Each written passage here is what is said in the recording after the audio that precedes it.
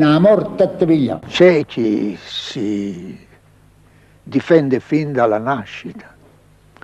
Io per esempio mi sono difeso fin dalla nascita, forse senza nemmeno saperlo, istintivamente, perché ho sempre ritenuto questo, che l'uomo nasce vecchio e poi piano piano diventa giovane. Da bambini bisogna essere accompagnati per mano.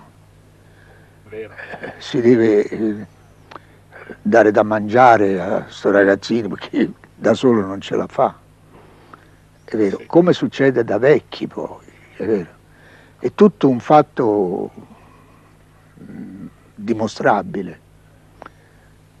Il bambino tocca tutto. L'uomo anziano della terza età, come tu mi dicevi, pure tocca tutto, diventa curioso, è vero, se fa parte di quella categoria che non vuole ringiovanire. Ringiovanire significa, secondo me, è vero, eliminare sempre più, eliminare certe cose inutili che noi facciamo da giovani, certe cose inutili che ci danno l'impossibilità di essere liberi.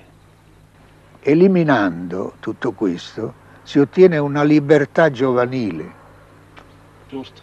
È vero, sì, ecco, questo è quello che io sento veramente e l'ho sentito fin da quando ero piccolo che mi sentivo vecchio.